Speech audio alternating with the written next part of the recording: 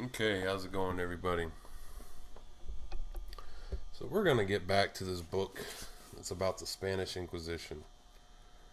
This book is called, or this chapter, well, this book is on the Spanish Inquisition. This chapter is chapter 6. This is the impact on literature and science. Let's go ahead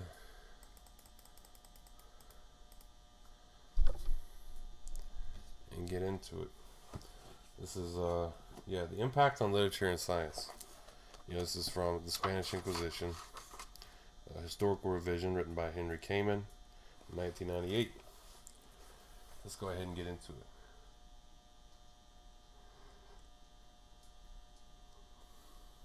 So it's got a, these start out with quotes, and it says here, the times are such that one should think carefully before writing books. Antonio de Arroz, S.J., September 1559. So we're getting about. I've noticed they've been talking more about the middle of the 16th century, where we started at the end of the 15th century. I'm gonna go grab something real quick. 1 second.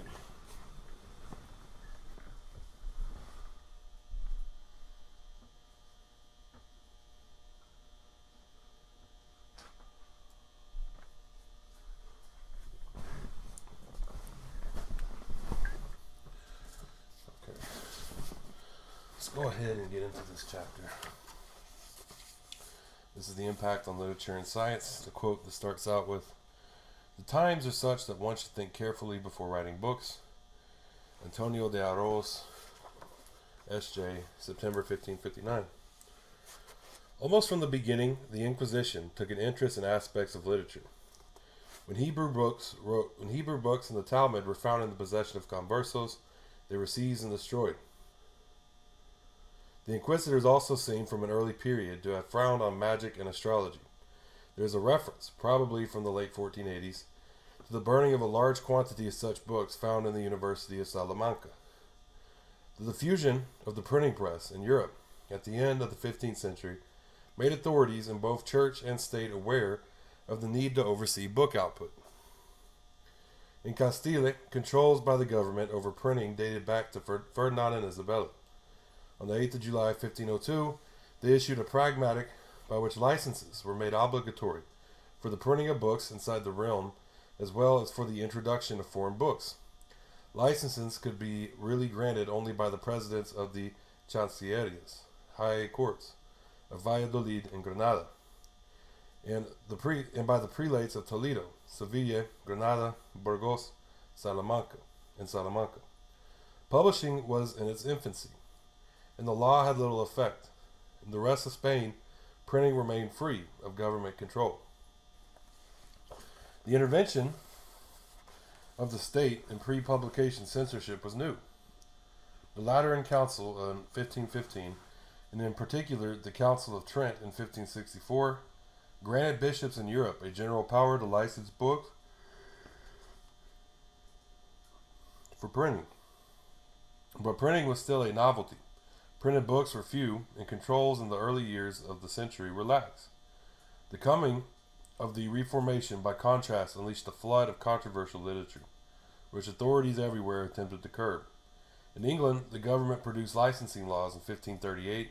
In the 1540s, various Italian authorities passed similar edicts. Spain came late into the field of censorship.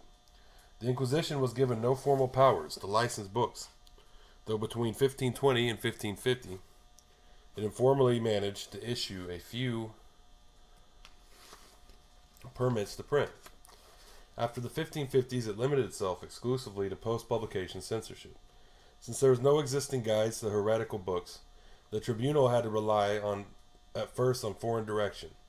It was a papal order that provoked the first ban on Lutheran books in Spain, issued by Cardinal Adrian of Utrecht in April 1521, in his capacity as Inquisitor General.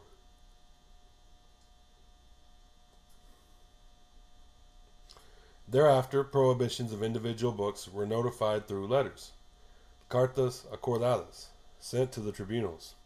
and from 5040, regular lists of banned books were issued by the Holy Office. When feasible, a catalog of prohibited works, the famous index, was issued. In the 1530s and 1540s, the Inquisition attempted to stop the entry of heretical literature into the peninsula.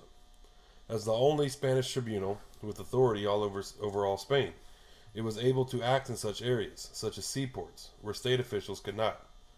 The government took no direct initiative over controlling literature until the shock discovery of Protestants in 1558. That event stung the Regent Juana into action. On the 7th of September 1558, she issued a radical decree of control.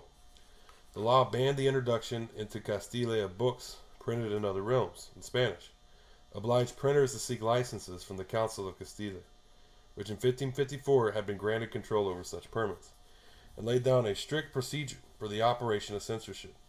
Contravention of any of these points would be punished by death and confiscation. At the same time, the Inquisition was allowed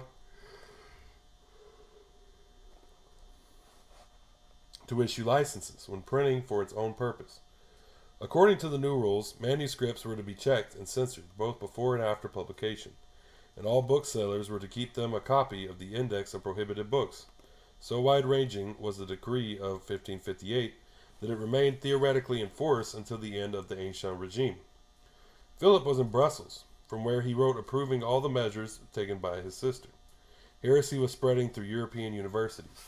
As a consequence, just before returning to Spain, the king banned his Netherlands subjects from studying in France.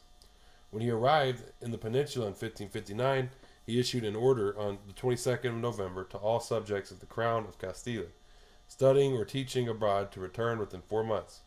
An exception was made for those studying at particular named colleges. At Bologna, Rome, Naples, and Coimbra.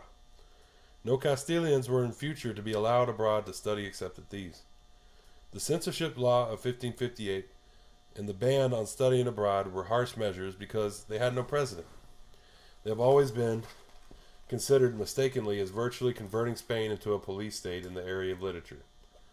There were, in reality, several weaknesses in the legislation. First of all, the biggest loophole in both measures was that they only affected Castilians. Philip was able to issue his decrees through the Council of Castile. In the other realms, by contrast, he would have had to summon the Cortes, which he did not do. The entire eastern half of Peninsula and the whole length of the Pyrenees were consequently exempt from control. Any author who had difficulties getting a license to publish in Madrid could therefore simply go to a printer in one of the other non-Castilian peninsular realms and publish there. In Catalonia, the king complained in 1568, quote, "The printers publish many new books without having our license," end quote. Not until the later years of the reign did the crown manage to claim some degree of control over licensing in the crown of Aragon, in Catalonia from 1573, in Valencia from the 1580s, and Aragon from as late as 1592. Even in Castile, the 1558 law exempted most ecclesiastical books, which constituted the most important part of regular book production, and Inquisition publications, from the need to obtain state control. Over a large part of Spain, consequently, the 1558 law had no force. In these areas, printing normally had to be licensed by the local bishop. Second, the control of the imports was operative in Castile alone. The 7th of September law regulated the import of books only into these realms, Castile and Leon. The other realms, namely Aragon, Valencia, Catalonia, and Navarre, were excluded. Books coming from them to Castile were subject to control, but there was no legislation to restrain books coming to them from the outside. The bookshops of Barcelona imported freely books published abroad in Spanish and other languages. Outside Castile, as a consequence, the government was obliged to rely on the Inquisition in its attempts to oversee the book import trade. Third, the printing controls had to contend with the reality that Spain relied heavily on foreign imports for its access to literature. When the tutor of the future, Philip II, went book shopping for the prince in Salamanca in the 1540s, most of the books he bought were printed abroad. imported volumes on humanities, including the complete work of Erasmus. Literature, science, and art featured in the list. Effective application of the law governing imports was not possible because bookshops in Spain depended for their living on supplies from abroad. Foreign presses continued to dominate the printing.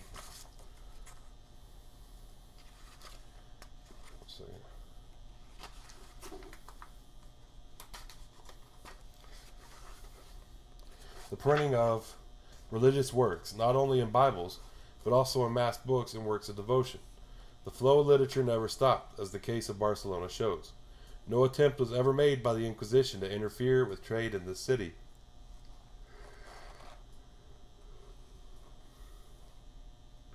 Ten years after the decrees of 1558 to 59, booksellers continued to rely for their income on the uninterrupted import of foreign books, many of which went on to Castile. The books that entered through the frontier are very numerous, the inquisitors reported from Catalonia in 1569. And even if there were many inquisitors, we would not be enough to deal with so many volumes. Unquote. Fourth, the biggest problem with the legislation of 1558 to 59 was that, true to form, many Spaniards simply ignored it.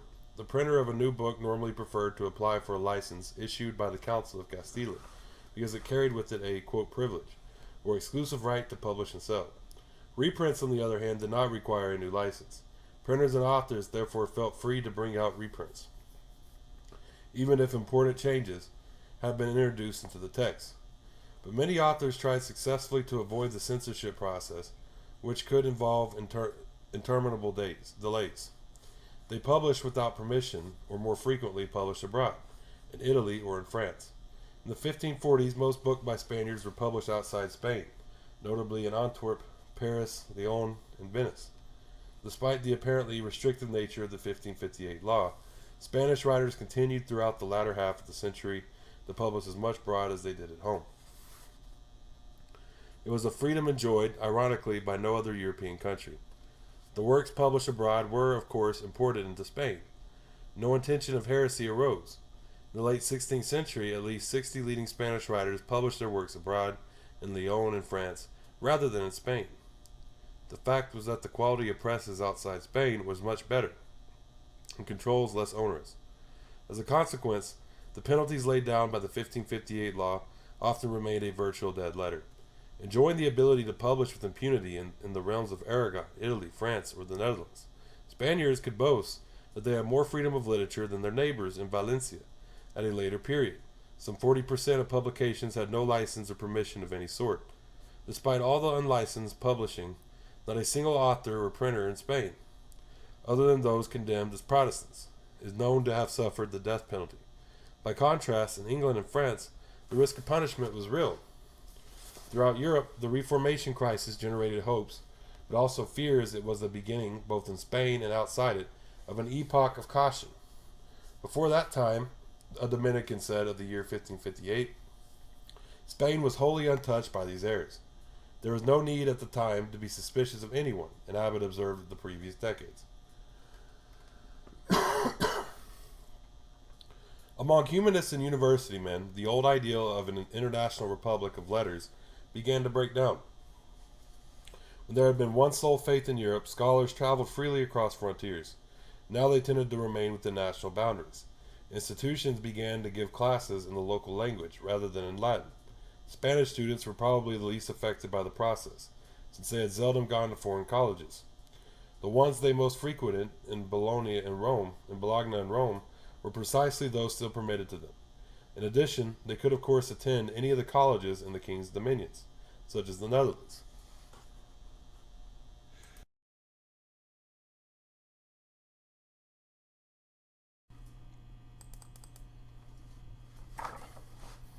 In practice, difficulties of distance, financing, and language were tending to rule these out. Active contacts continued for a while, only with French universities. The spread of heresy there and Spanish restrictions reduced these to a minimum. Of 228 Spanish scientific authors in the early 16th century, some 11% had been professors in foreign universities, and 25% had studied abroad. After 1560, the proportion was negligible. Montpellier, famous for its medical studies, turned Calvinist during the 1560s. Between 1503 and 1550, 310 Spaniards, mostly Aragonese, studied there.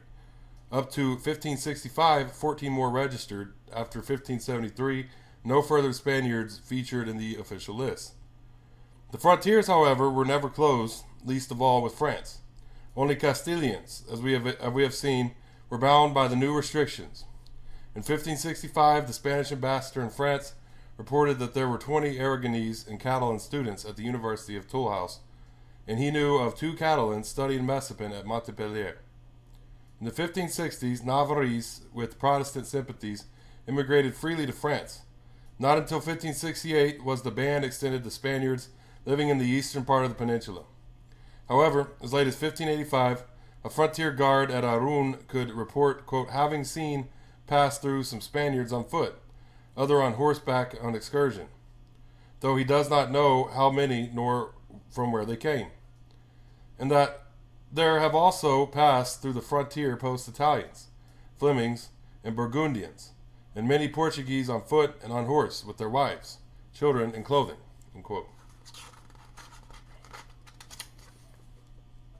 Students crossed over to study in France. The Secretary of the Inquisition in Logrono reported the case of 1584 of, quote, a Dr. Leon, a medical doctor who said he was a citizen of Valladolid, with 2 sons, whom he said was taking to study in Bordeaux. When asked why he was taking his sons to Bordeaux, where there was little security in matters of religion, and when there were so many good universities in Spain, he replied that if he did not find conditions suitable in Bordeaux, he would take them to Paris. End quote. Nothing was done to impede the doctor who left his sons in Bordeaux and returned tranquilly to Valladolid. Several other scholars continued to study in France, but the Spanish government turned a blind eye. The new controls, despite their limited efficiency, may have curbed movement across frontiers, but they had little perceptible impact on intellectual life. Systematic guides to forbidden literature were first issued in the form of an index by University of Paris in 1542. The University of Louvain began to issue indexes in 1546, and in Italy various indexes were published in the 1540s. The first printed index to be used in Spain, issued by Inquisitor General Valdez in September 1551, was no more than a reprint of one compiled by the University of Louvain in 1550. The special appendix devoted to Spanish books.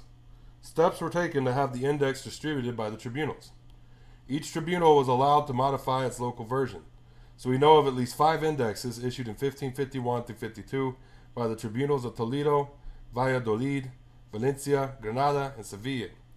The works of 16 authors, mainly the leaders of the Reformation, were condemned in their entirety, but for the rest of the Inquisition was content to ban some 61 works individually and lay down regulations about Bibles, books in Hebrew and Arabic, and works printed without authorization. During those years, large numbers of unlicensed Bibles and New Testaments were entering the peninsula, with many translations or comments that did not coincide with Orthodox views. The Inquisition began steps to censor the editions and meanwhile ordered its tribunals in May 1552 to collect up any available copies. The results were astonishing. In Seville alone, the inquisitors rounded up 450 volumes. In Saragossa, the tribunal confiscated 218 unlicensed Bibles, most of them published in Leon. At least 25 unlicensed Bibles were identified in Valencia. Many could be found in Salamanca, faced by an extensive distribution of unapproved volumes. Valdez issued in 1554 a general censure of Bibles and New Testaments, identifying for correction 65 editions of the scriptures issued in Lyon, Antwerp, Paris, and other places. All the steps taken to the middle of the century were in response to an indirect threat from the Reformation. Heresy was still something distant. Even the infiltration of Bibles could, it was felt, be handled without problems. The discovery of Protestants and the emergency laws of 1558 changed the situation radically. The Inquisition, entrusted with some of the censorship regulations, was ordered to put together an index as quickly as possible. The task was undertaken by Fernando de Valdez in little less than a year.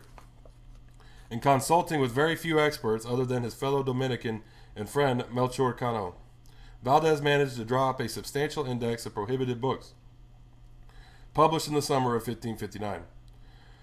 Books were divided into sections according to language and forbidden if they fell into the following categories: all books by heresiarchs, all religious books written by those condemned by the Inquisition, all books on Jews and Moors with anti-Catholic bias, all heretical translations of the Bible, all vernacular translations of the Bible, even by Catholics, all devotional works in the vernacular, all controversial works between Catholics and heretics, all books on magic, all verse using scriptural quotations profanely, all books printed since 1515 without details of author and publisher, all anti-Catholic books, all pictures and figures disrespectful to religion. The approximately 700 books listed as forbidden were in no way a carefully considered response to the problem of Reformation heresy or an attempt to ban books that Spaniards might actually possess. Valdez and his friends, for the most part, simply stuck together in a scissors and paste operation. The prohibitions decreed in other countries. 70% of the entries were drawn directly from the previous index of 1551, from the indexes of Louvain, 1550, and Portugal, 1551, and from other indexes, notably of Paris and Venice. The biggest category of prohibited books, those in Latin, representing nearly 2/3 of the 700 items, were almost all, with 7 exceptions, published in foreign countries. These details are highly significant. They demonstrate that the weight of the index was directed to keeping out of Spain books that had for the most part never entered the country. The prohibition of 54 items in Dutch, a language unknown in Spain, could hardly be interpreted otherwise.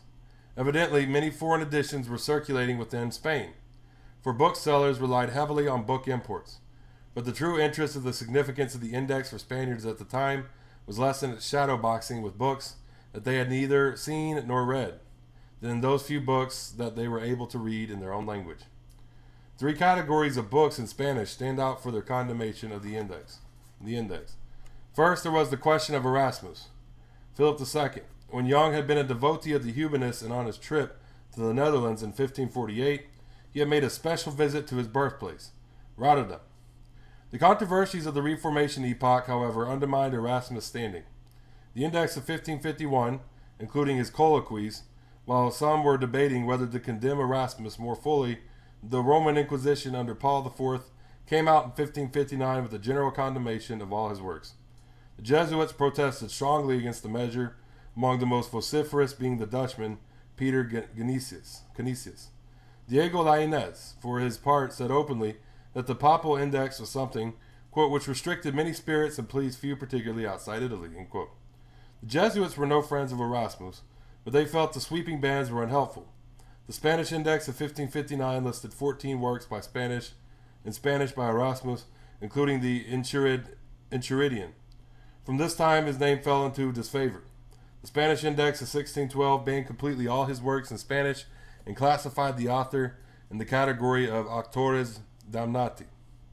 Erasmus remained, despite a common but mistaken opinion to the contrary, for more than a generation a respected name. His works were cited by leading authors, both religious and secular. In Barcelona, they remained openly on sale. Even his forbidden books were kept in private collections and highly treasured. His influence remained in the stream of thought that stretched as far as Cervantes' intemperate defenses of him, Francisco Sanchez el Brocense. Is it Brocense? Maybe it's Brocense. In 1595, declared in a lecture, quote, whoever speaks ill of Erasmus is either a friar or an ass, end quote. Might invite recrimination. But in the end, as with most thinkers, he quite simply ceased to be the fashion. The second noteworthy feature of the index was its attention to literary works.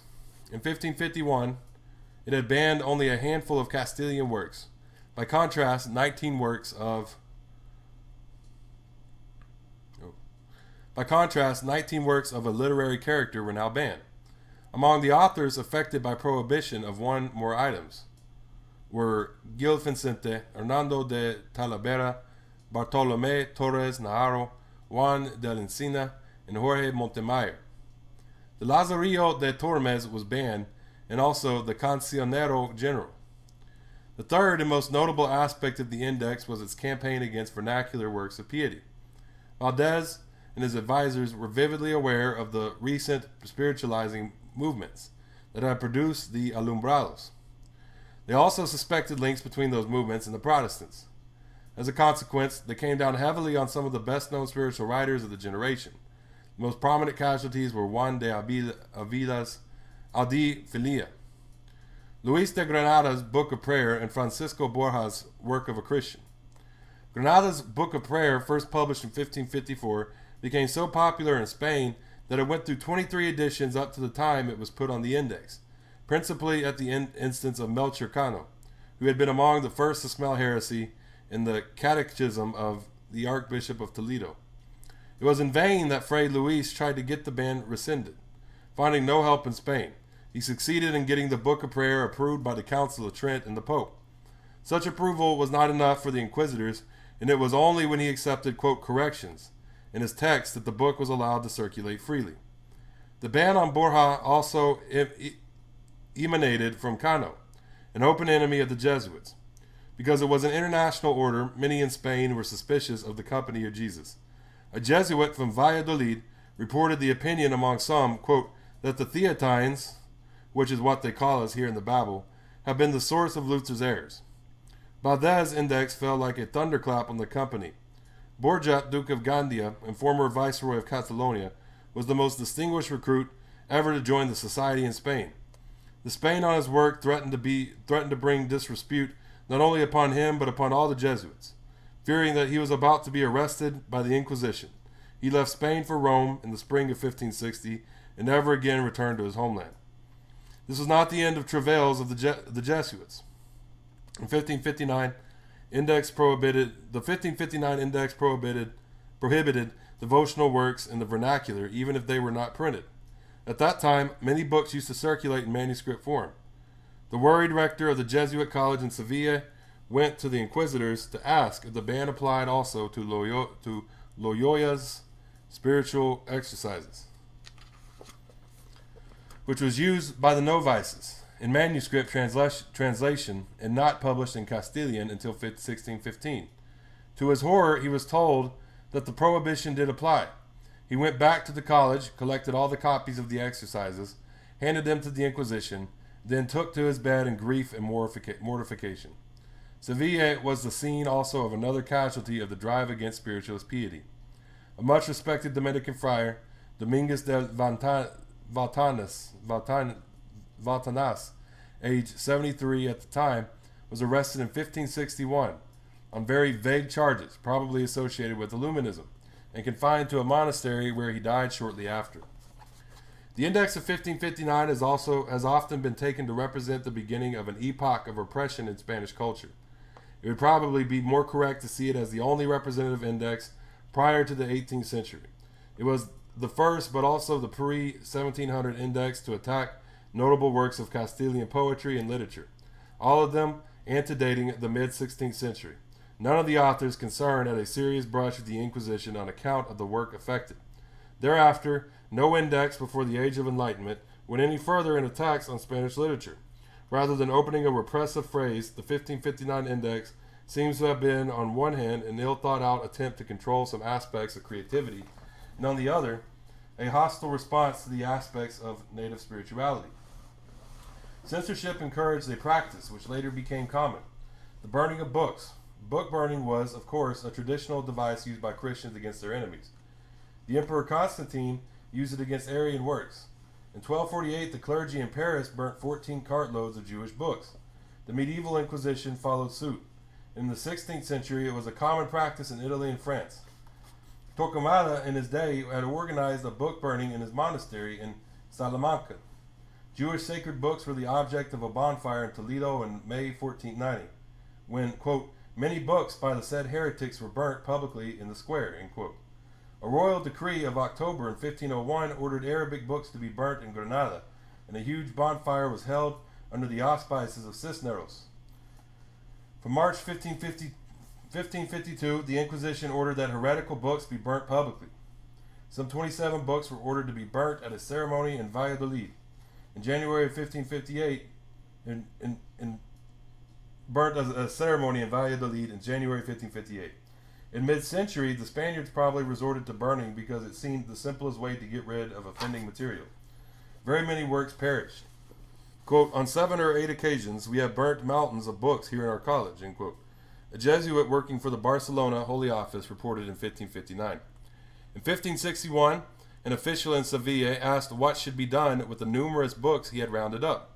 There were many books of ours, he said, which could easily be corrected.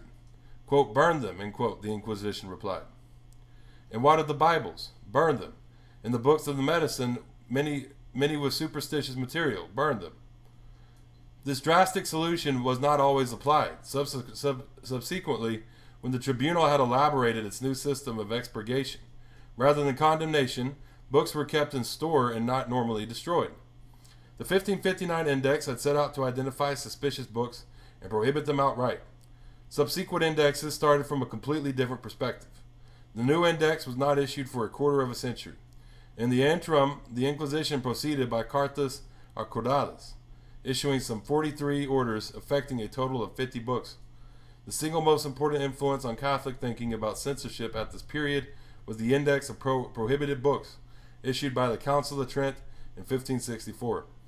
Its premises were accepted as authoritative by all the theologians and inquisitors, who helped to prepare the next Spanish index. Meanwhile, Philip II had arranged for the Tridentine Index to be published in Flanders in 1570, and sponsored the preparation there by Benito Arias Montano, the distinguished Hebraist of special, quote, expurgatory, end quote, index of 1571.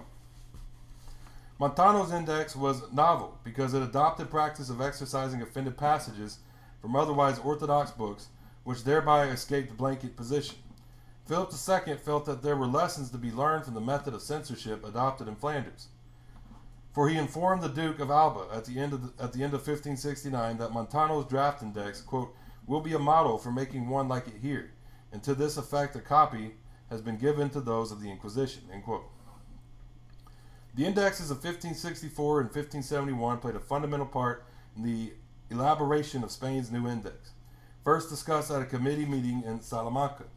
In the latter year, very little progress was made, possibly in part because of profound disagreements among the professors of Salamanca, some of whom, as we shall see, were in 1572 arrested by the Inquisition as a result of intrigues within the professorial body.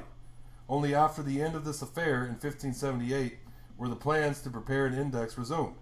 Juan de Mariana devoted considerable time to helping the compilers.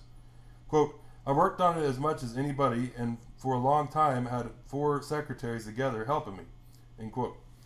The index which emerged consisted of 2 volumes, one of prohibited books in 1583, the other of expurgated in 1584, issued by the Inquisitor General Gaspar de Quiroga. There was an impressive increase in items compared with the previous index. Valdez had prohibited some 700 items. The 1583 index included 2,315 3 times as many. Of these, 74% were in Latin, 8.5% in Castilian, and 17.5% in other languages. The scope of the 1583 index was, in appearance, staggering. By its sheer size, it drew into its ambit the whole of the European intellectual world, both past and present. Editions of classical authors and of fathers of the church, the collected works of Peter Abelard and of Rabelais, selected works by William of Ockham, Savonarola, Jean Bodin, Machiavelli, Juan Luis Vives, Marsiglio of Padua, Ariosto, Dante, and Thomas More, whose Utopia was banned until expurgated, although the index conceded that he was vir aluius pios et catholicus, were among the casualties. At first glance, it would appear that the Inquisition was declaring war against the whole of European culture. In reality, the Quiroga Index was much less aggressive than appears. For the most part, it simply took over existing condemnations in the Catholic world. It integrated almost wholesale the previous index of 1559, the Tridentine Index of 1584, the Antwerp Index of 1570, and items from other sources. The result was a big increase in titles, but as far as peninsular items were concerned, there was very little change. About 40 further books were added to those in the Valdez list. Some were uncorrected editions of works that were otherwise now permitted, such as the Lazarillo de Tormes and the Aldi Filia.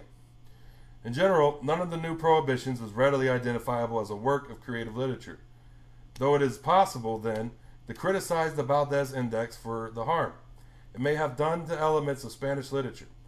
The Quiroga Index did virtually nothing to affect the literary or reading habits of Spaniards. The overwhelming bulk of books it prohibited was unknown to Spaniards, had never entered Spain, and was in languages that Spaniards could not read. The 215 books prohibited in Dutch and German, for example, featured in the index simply because the Quiroga compilers copied the Antwerp Index in block. It is consequently misleading to regard the 1583 Index as directly repressive. It affected only in part the daily reality of readers, students, or booksellers. More directly relevant may have been the expurgations listed in the 1584 Index. Authors and printers may have been irritated by these, but they were hardly a blow to creativity. The inquisitors very seldom went looking for books to censor.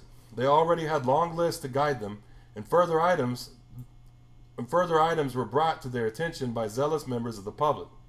They had to rely heavily on expert calificadores, censors, usually theologians from the religious orders. In the earlier period, these tended to be mostly Dominicans. By the 17th century, many were Franciscans and Jesuits. The system, if it can be called such, was, like all censorship systems, haphazard. Completely arbitrary decisions were made, and censors frequently contradicted each other. Judgments were made that had nothing to do with religion. The resulting confusion can be seen in the case of Bodin's Republic, a Spanish translation of which suffered so many different criticisms in 1594 from the censors that it was decided to ban it totally. Fortunately, subsequent inquisitors reversed the decision and let the book through after expurgations. The example demonstrates that there is seldom any identifiable inquisitorial censorship. The inquisitors and their censors simply put into the effect the ideas prevailing among those who controlled the system. The fact that prominent intellectuals like Juan de Mariana and Melchor Cano were employed as censors did not affect or improve the criteria applied. The Spanish index was controlled only by the Spanish authorities and had no connection with that of Rome, where in the 16th century the authorities began to draw up their own list of prohibited books. While Spain often had on its list works which Rome had prohibited, there was no rule that one index should follow the lead of the other, and several other authors were astonished to find that Spain had forbidden books of theirs, which circulated freely in Italy. Alternatively, Rome would ban books which circulated freely in Spain. There is one other important difference between the two.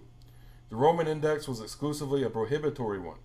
That is, it banned books without regard to the number of errors in them, and without specifying whether a book could be published if it were expurgated.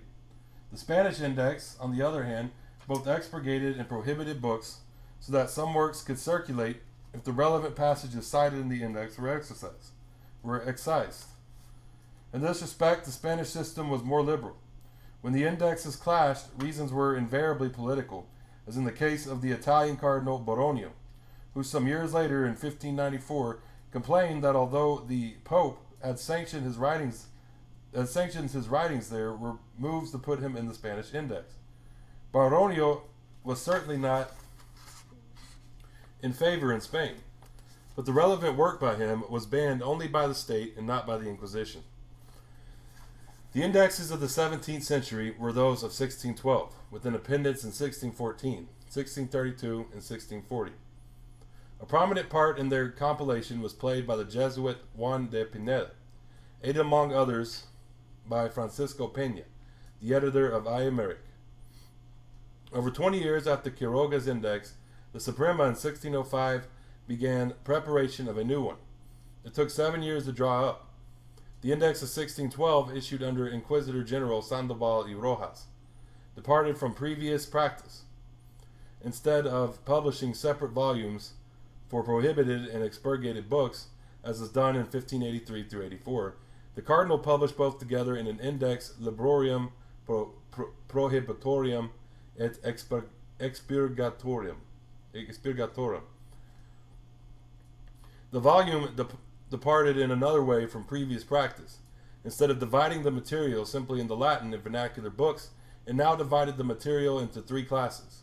Into the first went authors who were completely prohibited, into the second went books that were prohibited even if their authors were not, and into the third went books not bearing the names of their authors. For example, all heresiarchs would go into the first class, whereas Dante's De Monarchia would go into the second.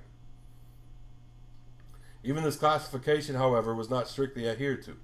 Though Erasmus fell into the first class, and all his works, without exception, were banned in Spanish translation.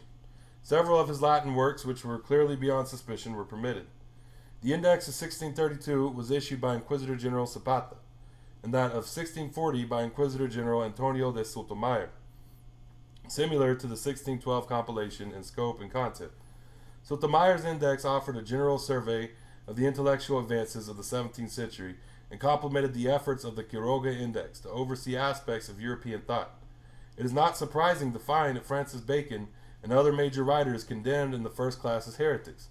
Like the Quiroga Index, that of 1640 had little impact on native literature, despite its coincidence with the early period of the scientific revolution.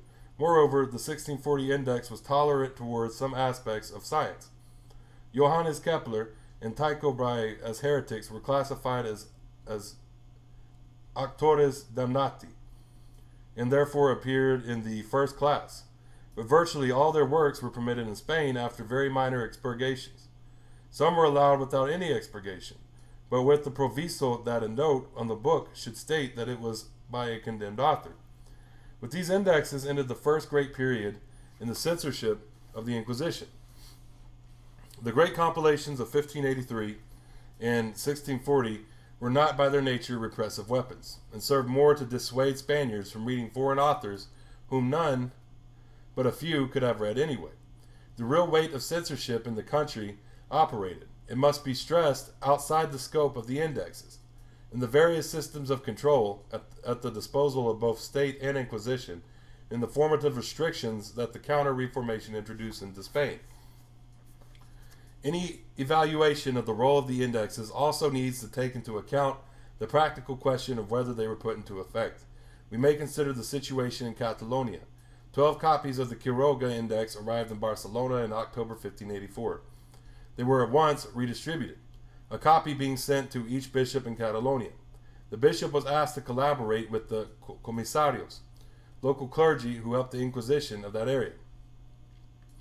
The comisario, in his turn, had to communicate the contents of a single copy to the leading persons of his district and to the main booksellers. The booksellers, for their part, refused to buy copies of the index because, quote, because they say they are very expensive, end quote. In this instance, it appears that a single copy of the index had reserved for the entire bishopric. If the example is typical, it would appear that in many parts of Spain, the index remained unknown. Quote, there must be a great many books that are not corrected, end quote. The Inquisitors of Barcelona mused in 1586 when they commented on the lack of available copies of the index. Certainly, its limited availability was an excuse given by some booksellers in the city in 1593 when they were accused of selling prohibited books. The first concern of the Inquisition in matters of book control was over the entry of foreign books.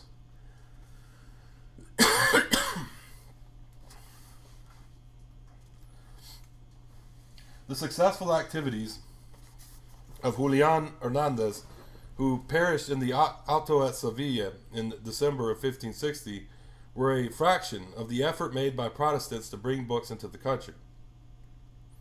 In 1556, Margaret of Parma, Philip II's regent in the Netherlands, informed the Spanish Council of State that heretics, quote, intend to send to Spain through Sevilla 30,000 books of Calvin.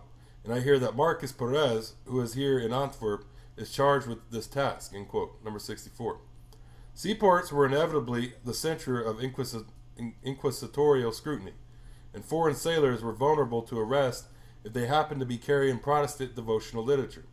Diplomats abroad sent back regular information on any unusual activity by printers or traders. The Inquisition began to claim the right to be the first to visit foreign ships when they entered territorial waters. This provoked continuous conflicts with local officials.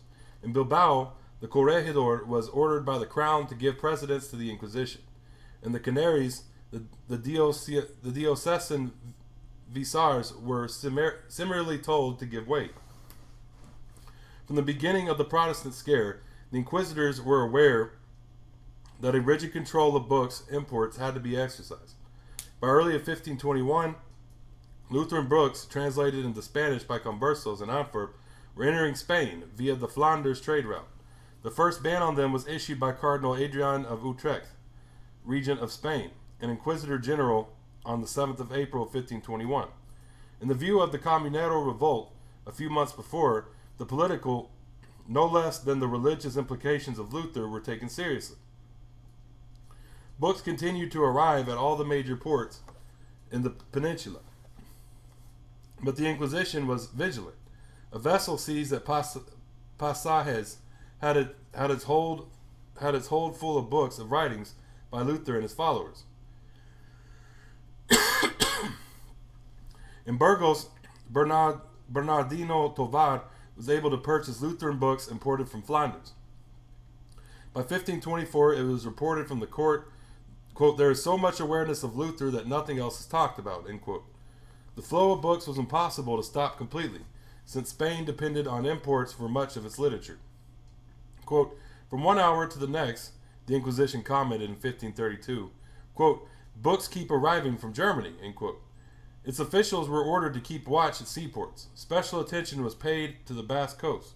In 1553, for perhaps the first time, detailed instructions were issued to inquisitors about how to carry out visits to foreign ships in Spanish ports. But few heretical books were ever found. The real victims of vigilance were booksellers. From 1559, when a shipment of 3,000 books destined for Alcalá was seized on a French vessel in San Sebastian, booksellers in Spain had to put up with wholesale embargoes of their precious imports. In general, the shipments were neither confiscated nor censored. They were simply delayed until the bureaucracy had decided that no illegal imports were taking place.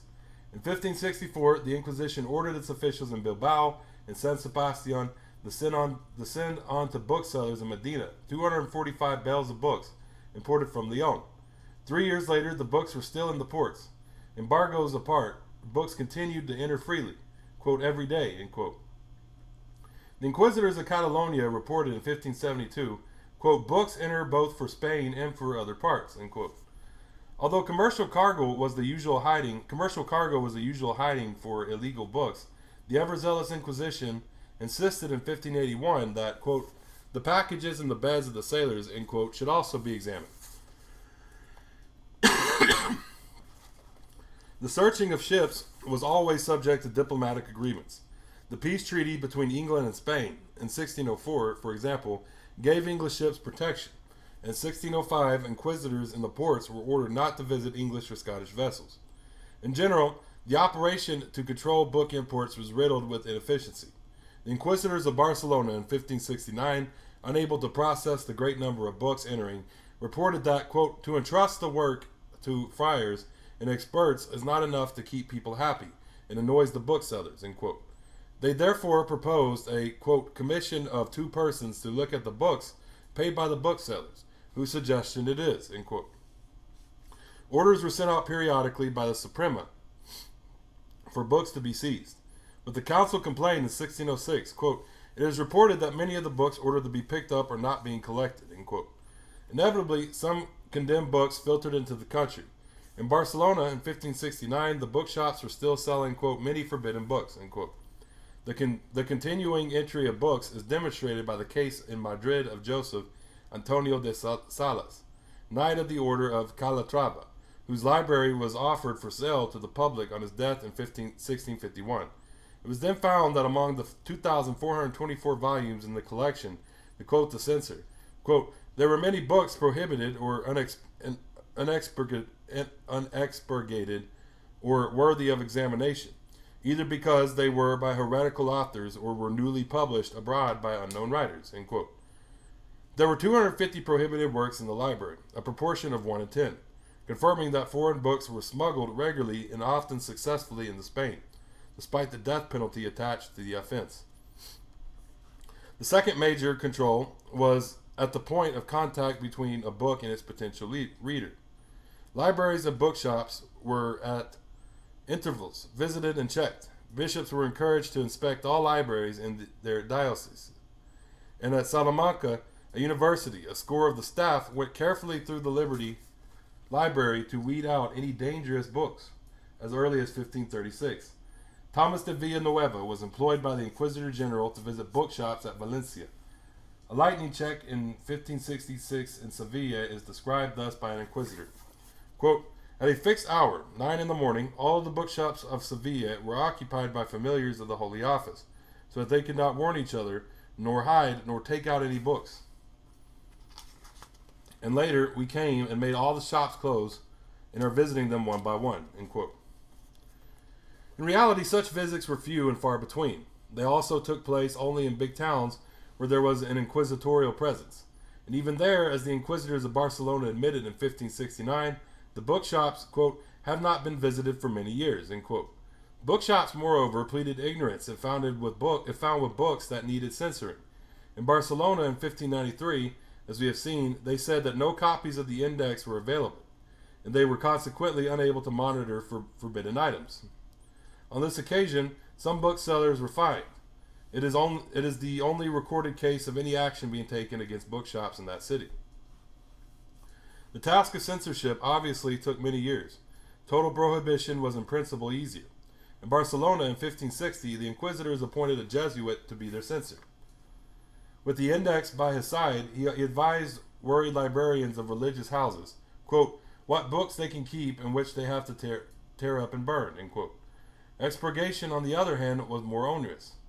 One censor reported to the Inquisition that to expurgate a private library in Madrid, worth 18,000 ducats, he had labored 8 hours daily for 4 months. Benito Arias Montano, whose task was to check the entire library of the Escorial, inevitably took a little longer. One way or the other, both authors and booksellers always found reason to complain. A few privileged readers were conceded exemption from the system. Up to the 1540s, it had been common for the Inquisition to allow individuals special licenses to read or keep prohibited books, usually for purposes of study. How, for instance, could one refute Luther without first reading him? After 1559, all such licenses were suspended, and not until the 1580s were exceptions made. The greatest damage of all, as in any system of censorship, was suffered by the book itself. Some books probably disappeared altogether, and not exclusively through the fault of the inquisitors. A report drawn up for them at the end of the 16th century says that, quote, many, to avoid taking their books to the inquisitors, burn not only those prohibited and to be expurgated, but even those that are approved and harmless, or else get rid of them or sell them for a pittance. In this way, an infinite number are neither examined nor corrected, but are eventually lost to nobody's advantage, for their owners suffer great losses, and what is more important, a great many good books disappear. Clumsy expurgators of books tore out pages, or cut them up carelessly, or defaced them horribly by inking out passages and pictures. To avoid this sort of mistreatment, book owners preferred to have their property examined by a cultured expurgator, such as the Jesuit Father Guberm in Barcelona in 1559. There apparently, quote, no one shows resentment even though he scores through the rare and precious books they have, end quote. An even more preferable alternative, adopted by many book owners, bookshops, and institutions, was to get hold of a copy of the index and carry out the expurgations without letting anybody else handle the books. Literature collected during searches was, from the end of the 16th century, not burnt but sent to the nearest tribunal for further judgment. There it remained until disposed of. Thus, in December of 1634, the Tribunal of Saragossa had in its keeping 116 copies of the Bible, 55 copies of various works by Erasmus, and 83 volumes of the works of Francisco de Quevedo. The authorities sometimes preferred to store the prohibited books. The Escorial was used regularly for this purpose. In 1585, the prior reported that its library possessed, quote, many prohibited books sent at different times by His Majesty and kept there by license from Don Gaspar de Quiroga. End quote. Half a century later, the practice was still being carried on. For in 1639, the Escorial possessed a total of 932 prohibited books. Laudable as this may appear, it was not practiced everywhere, with the result that some works condemned by the Inquisition may have been wiped out of existence. In the early 17th century, there was a plan, supported by both inquisitors and booksellers, to set up a central store of banned books. But, quote, none of those in favor of setting it up wished to take on the task of doing it, end quote. So nothing was done. There were always strong differences of opinion over the criteria to be adopted in censorship. Everyone agreed on the need for control, but they also disagreed on the methods. No one, even in that day, was so sanguine as to believe that the inquisitors knew best. A professor at Salamanca, Francisco Sancho, was one of those who in the 1550s tried to advise the Suprema, and there were many others who did likewise. It was a Spaniard resident in Rome, Bartolome de Valverde, chaplain to Philip II, who in 1584 protested the Cardinal Cerreto, the then director of the Roman Index, over the poor quality of his censors. Quote, condemning works they have never handled. They are usually non-entities, who know not a word either of Greek or of Hebrew, and lack either judgment or capacity. They are paid nothing for reading innumerable books, and therefore to discharge themselves from a task little to their taste, they take the way out which confers on them an air of learning and suppress the books. End quote.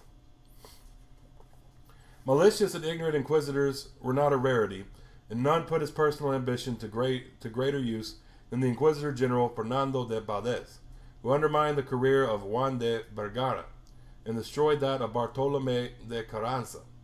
In general, however, the involvement of the Inquisition in cultural matters was governed less by the personality or inadequacy of the inquisitors than by the social climate. In literature, no less than in religious matters, the prosecutions were set in motion, largely by the denunciation made by private individuals, so that the Inquisition, although prosecutor, was seldom the initiator.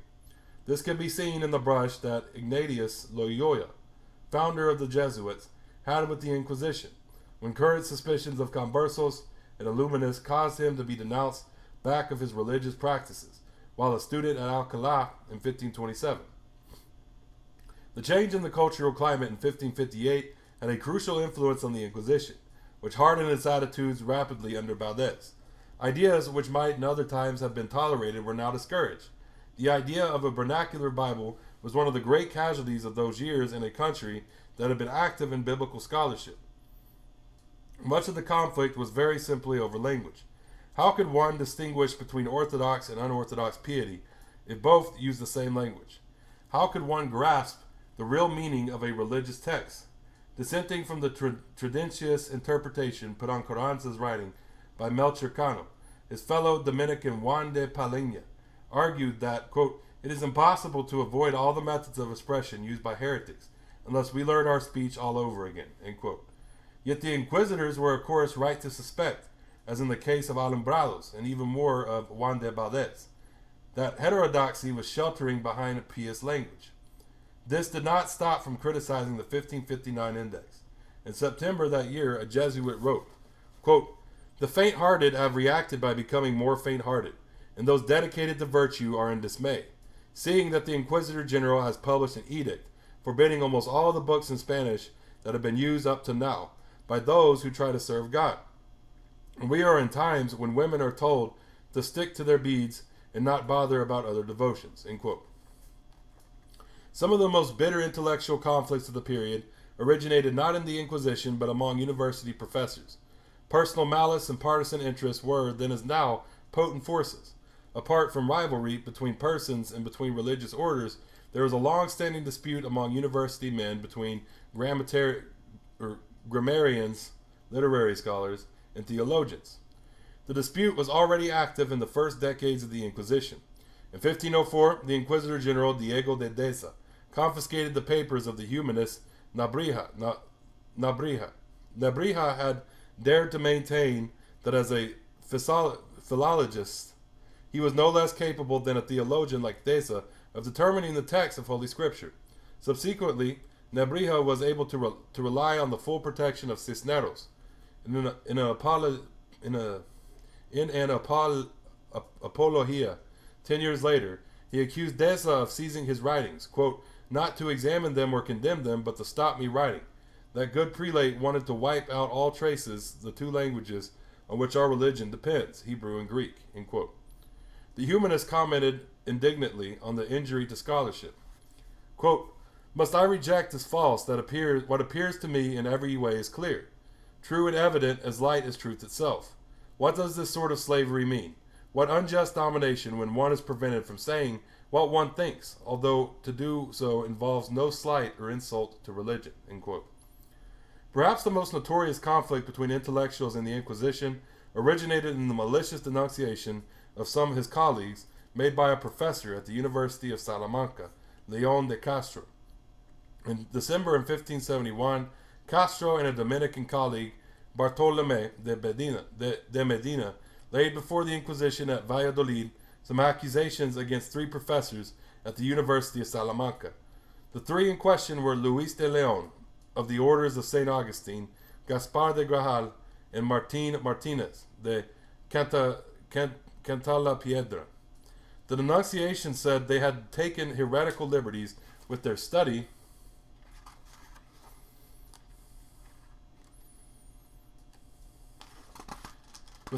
of Scripture and theology. Fray Luis de León, in particular, bore the brunt of the attack. Famous as a theologian and celebrated now as one of Spain's finest poets, at the age of 34, he was elected to a chair at Salamanca. He thereby aroused the hostility of his rivals, who slandered him because of his converso descent, and accused him of uttering dangerous theological propositions. It was said that he had questioned the accuracy of the Vulgate translation of the Bible, had preferred the Hebrew text to the Latin, had translated the Song of Songs as a profane love song instead of a divine canticle, and had held that scholastic theology harmed the study of Scripture. Grajal was arrested on similar charges on the 22nd, March 1572. 5 days later, Luis de León and Martínez de Cantalapiedra were taken into custody. Blind belief in the justice of their cause and the benevolence of the Holy Office cheered the prisoners, but they were soon disillusioned. For Fray Luis de León, it was to be the beginning of an imprisonment that lasted 4 years, 8 months, and 19 days. Cut off completely from the outside world, in the tribunal at Valladolid, he had one consolation, which was the permission he received to read and write, out of which emerged his classic devotional treatise, The Names of Christ. From the first, he was aware of a campaign against himself. Against himself.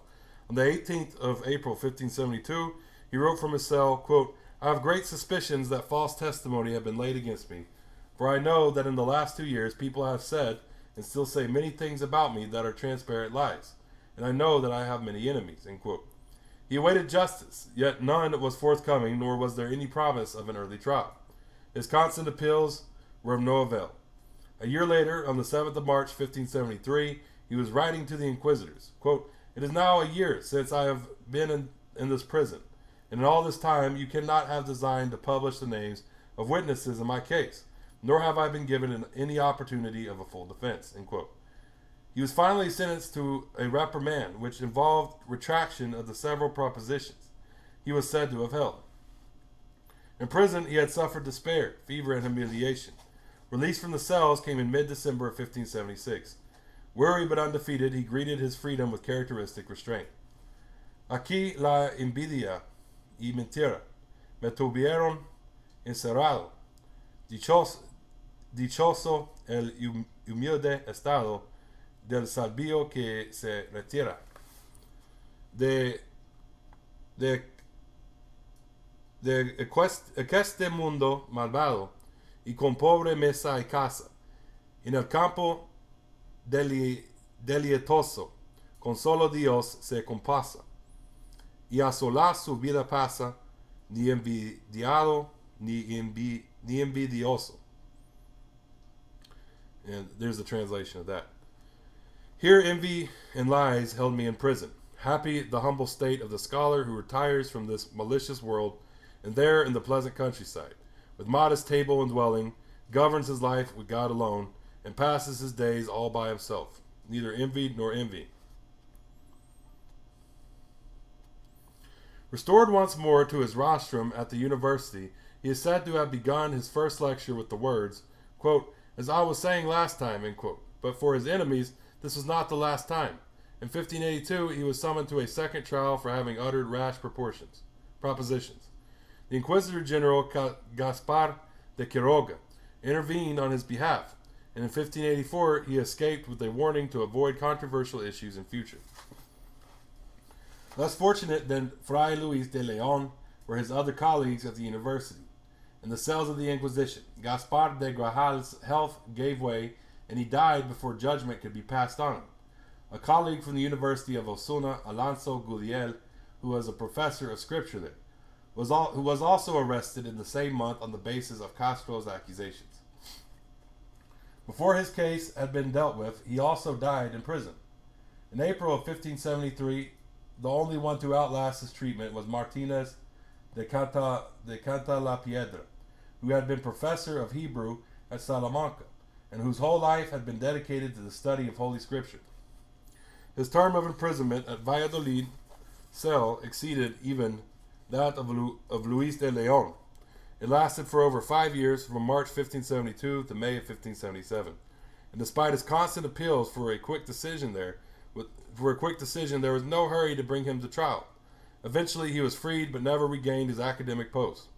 Quote, "I have labored to interpret Scripture before the whole world," end quote.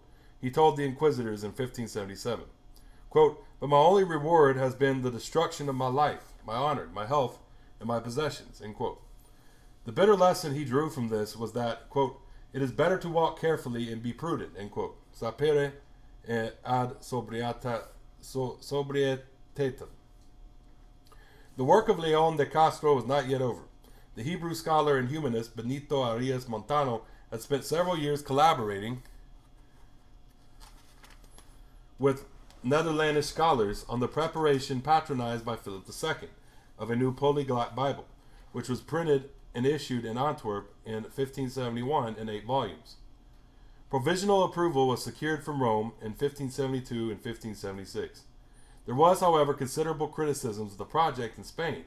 In 1575, writing from Rome, Montano complained of, quote, a great rumor which a certain Leon de Castro of Salamanca has raised in that university, to criticize and discredit the greatest work of letters that has ever been published in the world, the Royal Bible, which His Majesty has for the benefit of Christendom ordered to be printed in Antwerp under my direction," end quote. Leon de Castro was not the only critic.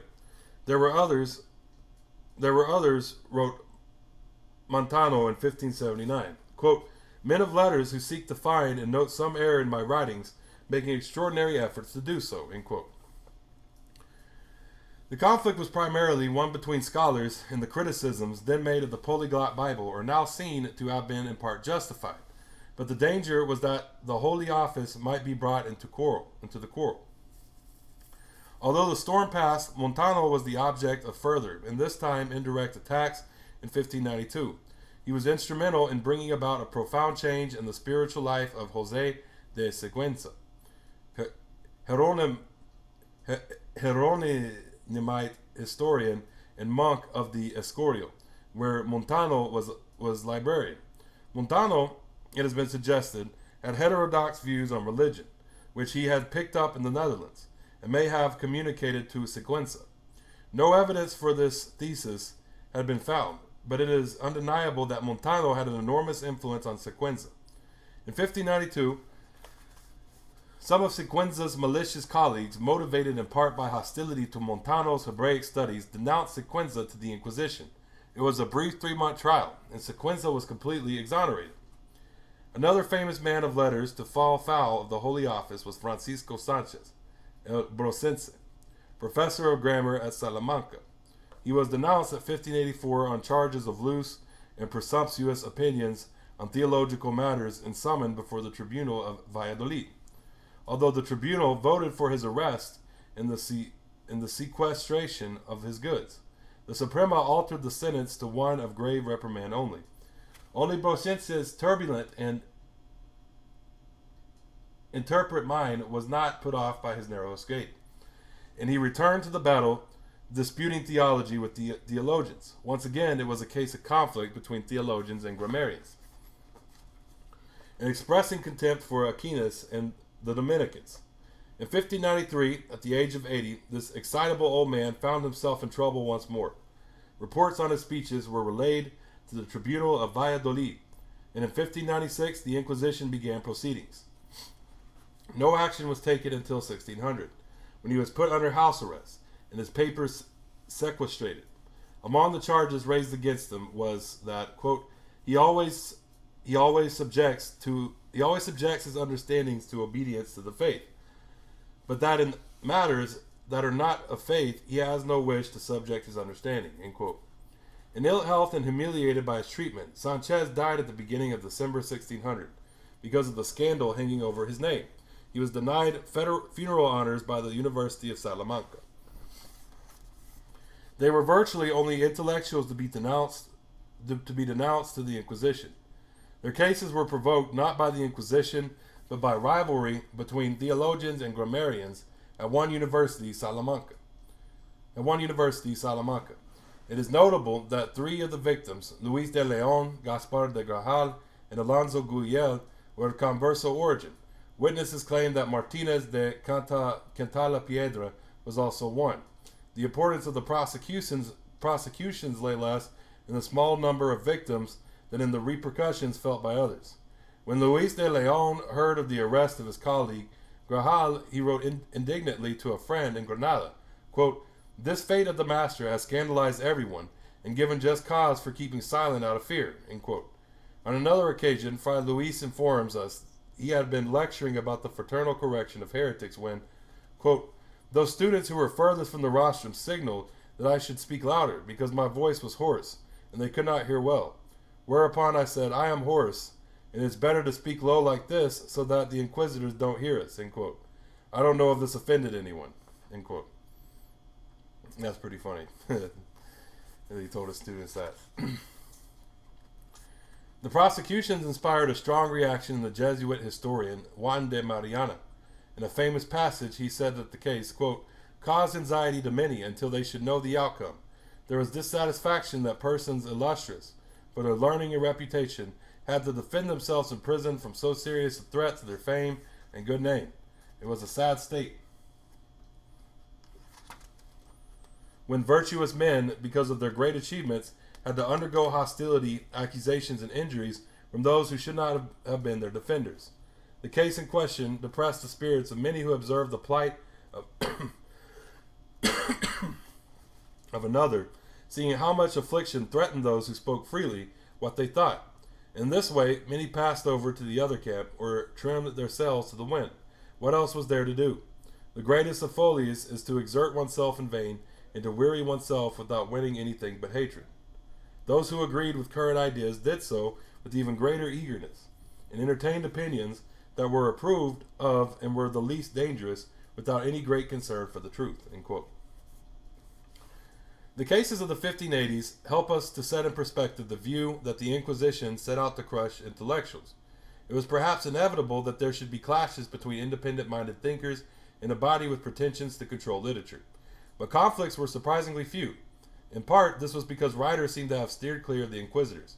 In part, also, it was because the inquisitors dealt sensibly with most cases. One prosecution was that of the Sevilla writer Juan de Malara from 1561 to 1562. He was imprisoned by the Sevilla Inquisition, not only for any errors, but for allegedly writing defamatory verses. The incident had no ill effect on his career. Conflicts between different approaches to learning or to spirituality inevitably continue. Where they could, protagonists would bring in the Inquisition on their side, using where possible, as in Salamanca, anti-Semitic insinuations. A learned and conservative Dominican at Salamanca in 1571 complained that, quote, "in this university there is a great play about novelty, and little about the antiquity of our religion and faith," end quote. The Inquisition, to its own lasting ill fame, tended to operate in favor of the conservatives. The inquisitorial prosecutor of Elbrocense alleged that he was a, quote, that he was, quote, a rash, insolent heretic, temerarious and stubborn like all grammarians and Erasmians, end quote. Independent investigation was criticized because it might lead to error. Why search out a dangerous new truth if the old one were safer? This was the dilemma faced by the humanist Pedro Juan Núñez when he wrote to Jerónimo de Zurita in 1556 that the inquisitors did not wish people to study humanities, quote, because of the dangers present in them. For when a humanist corrects an error in Cicero, he has to correct the same error in Scripture. This and other similar problems drive me insane and often take away from me any wish to carry on, end quote. The reaction against humanism was common to much of the post-Reformation world, and by no means uniquely a consequence of inquisitorial prejudice. In the same way, the reaction against unorthodox spirituality was common to much of, quote, counter-Reformation Europe, and the Inquisition was no innovator in this respect. The continued suspicion of Illuminism and of certain types of popular religion explains the difficulties that Saint Teresa of Avila had to suffer. On one occasion, she remarks in her life, quote, people came to me in great alarm, saying that these were difficult times, that some charge might be raised against me, and that I might have to appear before the inquisitors. But this merely amused me and made me laugh. I never had any fear on that score, end quote. The optimism she showed at this time was not repeated later. In 1574, her life fell under suspicion and was examined by the Inquisition, which decided not to license it for publication until after her death in 1582. In 1576, denunciations were made to the Tribunal of Sevilla against her and her reformed Carmelites. But the Inquisition did not press the matter. She was seriously worried, but told one of her preoccupied advisors, Father Gracian, quote, Father, would that we could all be burnt for Christ, end quote. And on another occasion, quote, Father, the Holy Inquisition sent by God to protect his faith is hardly likely to harm someone who has such faith as I, end quote. After her death, further denunciations were made against her in 1589-91 by Alonso de la Fuente, a friar with an obsession about Illuminists, but the Inquisition ignored him. An important undercurrent in the academic disputes of the time was what we have seen, the suspicion directed against writers of Jewish origin. The identification of creativity with conversos became in the hands of the 20th century scholar Americo Castro, a tool of literary analysts. A key part in this analysis was concerned with the impact of the Inquisition on conversos and by implication on Spanish literature. Castro argued in several brilliant essays that the Semitic background of Spain, as expressed through the careers of thinkers and writers of Jewish origin, contributed to the formation of an intense converso, or neo-Jewish consciousness. This consciousness supposedly suffered under, but was also stimulated by constant persecution at the hands of the machinery of the Holy Office. Some followers of the Castro thesis, using racial origins as a tool of literary analysts, have offered a vision of peninsular history, in which the crucial element of the converso, the suffering converso, and concept that inculpates the Inquisition, is seen as the key to Spain's genius. The most notable attempt to use their interpretation has been in studies in the Celestina, on the premise that its author, Fernando de Rojas, was a converso. Claims have also been made, so far without evidence, to suggest that many other notable personages, such as Hernando de Talavera, Benito Arias Montano, and Bartolomé de las Casas, were of converso origin.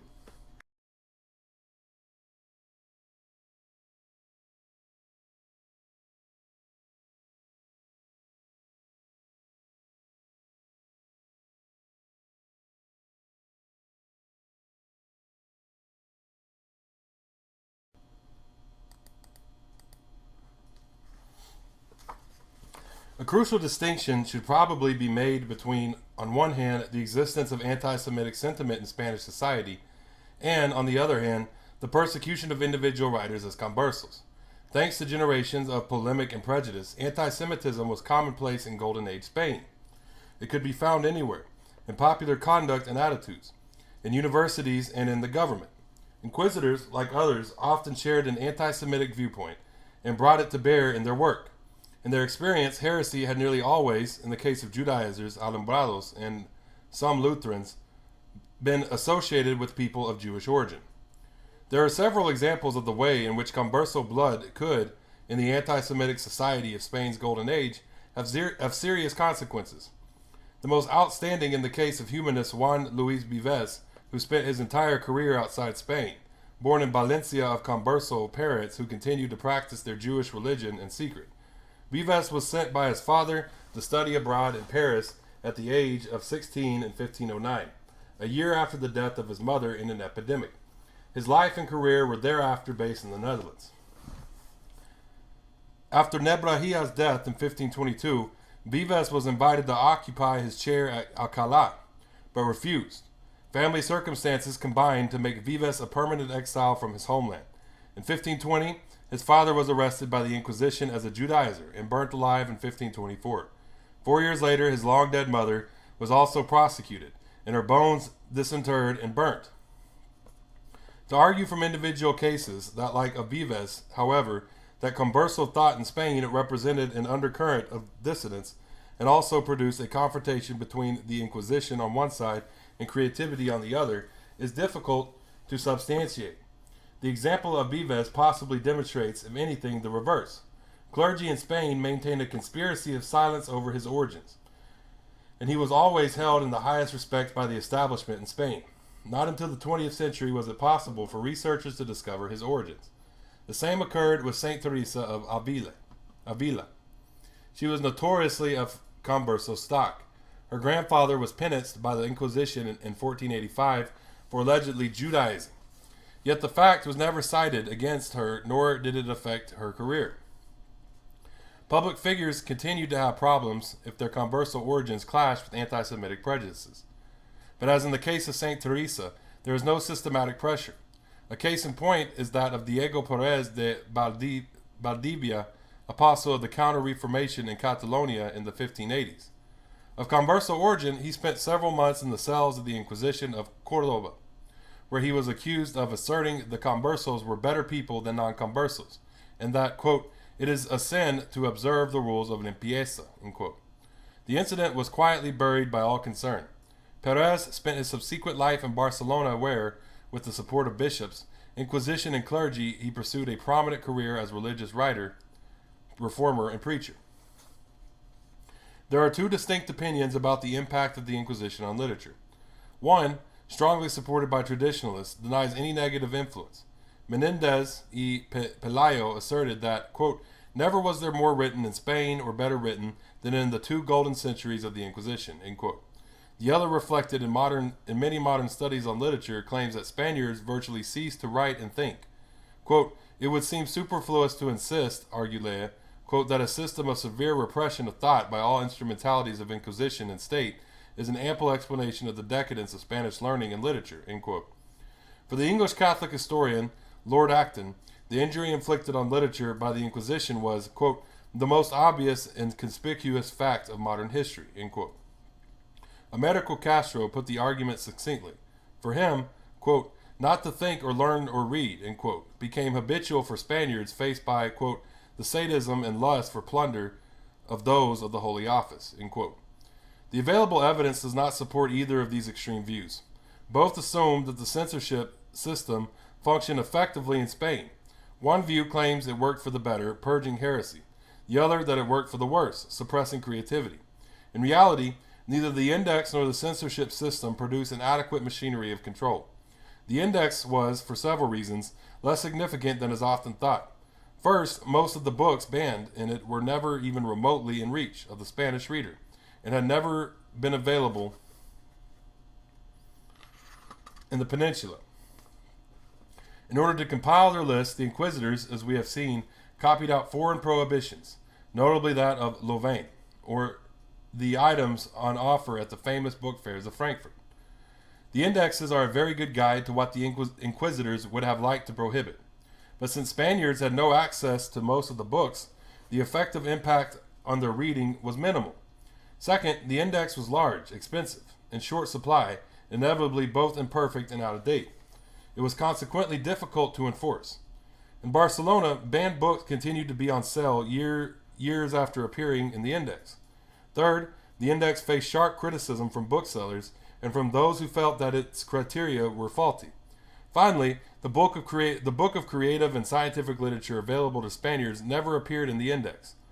The romances of chivalry, which made up the stable reading of ordinary Spaniards at home and the campfire reading of adventurers on the American frontier between 1501 and 1650, a total of 267 editions of chivalric novels were issued, two-thirds of them in the early 16th century, were never prescribed, though often attacked.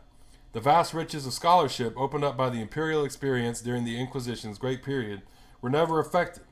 The histories of Herrera, Oviedo, Diaz, y Gomara, the natural history of Sahagún, the treatises on mathematics, botany, metallurgy, and shipbuilding that flourished under Philip II, never came within the ambit of the Inquisitors. Long after the measures of 1558 to 59, Spain continued to profit from a world experience vaster than that of any other European nation. Its contribution to navigation, geography, natural history, and aspects of medicine was highly valued in Europe, leading to some 1,226 editions of Spanish works of that period, 1475 to 1600, being published abroad prior to 1800. The overall impact of systems of literary censorship is difficult to judge, though it is widely believed that Spanish literature suffered at the hands of the Inquisition. There are good reasons to question the belief. Most Western countries had a comparable system of control, yet none appears to have suffered significantly. Moreover, most prohibited books had a negligible readership in the peninsula. The works most in demand by the public were, as in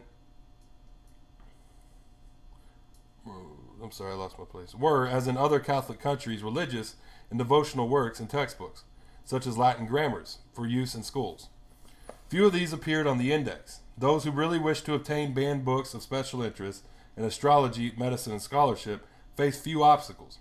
They brought books into Spain personally and through commercial channels, or asked friends abroad to send them.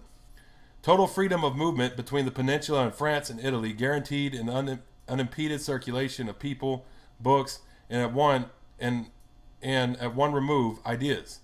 Finally, no evidence has ever emerged that the book controls eliminated promising new life among intellectuals or prejudiced existing schools of thought. Up to the mid-16th century, the Inquisition played no significant part in the literary world, prosecuted no notable writer, and interfered substantially only with some texts of the Renaissance theater. Not until the onset of the Reformation, and many years after censorship was being practiced in England and France, did the Holy Office attempt to operate a system of cultural control. The Inquisition's overseeing of literature, in short, looked imposing in theory, but was unimpressive in practice. A glance at the content of the later indexes reveals that they had a limited, even petty role. Góngora had minor problems with the censor in 1627. In 1632, one line was excised from Cervantes' Don Quixote. The expurgation of Francisco de Osuna and Antonio de Guevara in the index of 1612 are trivial. That of Florian de Ocampo in 1632 ridiculous. Many creative writers and brushes with the Inquisition, but the total effect of these incidents appears to have been so slight that no convincing conclusion can be drawn. Lope de Vega appeared on the index, but a century after his death. The fact is that book control and censorship were systematically evaded in all countries, were practiced. In both Italy and France, the attempts at control were both futile and inefficient. The evidence for Spain is similar. There are no convincing grounds for believing that the Spanish Inquisition was unique in Europe in its efficiency at imposing control, or that Spaniards were subjected to a regime of thought control, which fossilized academic culture for 300 years. Moreover, the book trade continued to function for a long time without the disruption, as we know from the evidence of Barcelona. At a later date, when authors tended to publish in the vernacular rather than in Latin, the nature of the trade changed. But if there was an, quote, an almost total rift from the book culture of Europe, end quote. The Holy Office was hardly the culprit. If ordinary Spaniards did not read foreign authors, it was for the very same reason that prevails today. The books were not available in Spanish or were too specialized for their taste. The impact on science was largely indirect.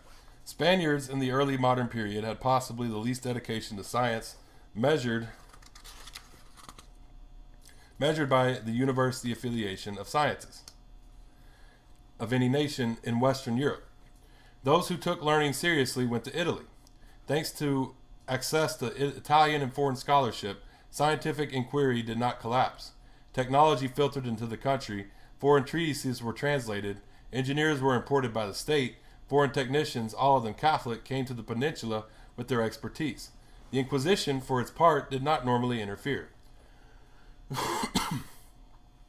Scientific books written by Catholics tended to circulate freely through the works of the Paracelsus, and a few others were disapproved of. In 1583, Quiroga Index had negligible impact on the accessibility of scientific works, and Galileo was never put on the list of forbidden books. The most direct attacks mounted by the Inquisition were against selected works in the area of astrology and alchemy, sciences that were deemed to carry overtones of superstition. If there was then an imbalance between scientific progress in the peninsula and the rest of Europe during and after the Renaissance, the Inquisition was not perceptibly responsible. The range of books it prohibited, of course, may well have dissuaded a few readers. Arguably, this would not have had serious consequences for learning during the 16th century.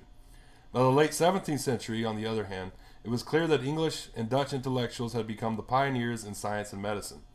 They were Protestants, and their books automatically fell within the scope of inquisitorial bans. Logically, Spanish intellectuals from the mid-17th century began to look on the Holy Office as the great obstacle to learning. The complaint of the young physician Juan de Cabriada in 1687 echoed the outlook of his generation. Quote, "How sad and shameful it is that, like savages, we have to be the last to receive the innovations and knowledge that the rest of Europe already has." End quote. Those who could read French managed to import scientific and philosophical works privately. Descartes was being read in Oviedo, Hobbes, and Sevilla. During the Hobbes and Sevilla. During the 18th century, however, intellectuals in the peninsula faced an uphill struggle against the attempts of the Inquisition to block the spread of the new learning. At no time was the peninsula cut off from the outside world by the decrees of 1558 through 59, or by any subsequent legislation. Under Habsburg, rule of the armies of Spain dominated Europe. Its ships traversed the Atlantic and Pacific, and its language was the master tongue from Central Europe to the Philippines. Tens of thousands of Spaniards went abroad every year, mainly to serve in the armed forces. Cultural and commercial contact with all the parts of Western Europe, especially the Netherlands and Italy, continued absolutely without interruption. It is consequently both implausible and untrue to suggest that Spain, and with it Portugal, was denied contact with the outside world. This image of a nation sunk in inertia and superstition because of the Inquisition was part of the mythology created around the tribunal. Scholars continue still to suggest that Spaniards, quote, had to guard their speech carefully, end quote. These views must be set against the reality that, like other European states, Spain had active political institutions at all levels. Free discussion of political affairs was tolerated, and public controversy occurred on a scale paralleled in few other countries. Unpalatable aspects of national life, anti-Semitism, intolerance to Moriscos, and their eventual expulsion, oppression of peasants, high taxes, were nowhere so hotly debated as among Spaniards themselves. The historian Antonio de Herrera affirmed that such free discussion was essential, for otherwise, quote, the reputation of Spain would fall rapidly, for foreign and enemy nations would say that small credence could be placed in the words of her rulers, since their subjects were not allowed to speak freely, end quote. In the 17th century, the arbitristas continued the tradition of controversy, and the diplomat Saavedra Fajardo commented approvingly that, quote, grumbling is proof there is liberty in the state. In a tyranny, it is not permitted, end quote. The freedom in Spain was a positive side of the picture. The negative side was the unquestionably isolated state of peninsular culture. Spain remained during the early modern period on the fringe of the major currents in Western European philosophy, science, and creative art. In the great age of empire, Philip II had to rely for technological expertise on Italians, Belgians, and Germans. Spanish printing was probably the worst in Western Europe. The grand tour by which Western nobles hoped to polish up their experience in education never saw fit to include Spain in its itinerary. The Castilian elite, with a few prominent exceptions, was criticized at the time by Italian and German diplomats for its lack of cultural sophistication. Though the Inquisition had little responsibility for the situation, many observers felt that the tribunal incarnated, in some sense, the backward aspects of peninsular society. This black legend, as we shall see, contributed powerfully to mold the enduring image of the Holy Office. Okay, yeah, so that's the end of the 6th chapter, which is the impact on literature and science. Next, we will get into, I believe it's chapter 7, which is structure and politics. So yeah, well, thank y'all for tuning in. You know, Facebook, Twitter, YouTube, TikTok, Tumblr, Medium. All of these are Marxist law. Y'all could hit me up there. Hit me up there and, you know, just reach out to me and I'll try to respond and do what I can to get back to you. I'm typically aren't very busy in the communicative world, so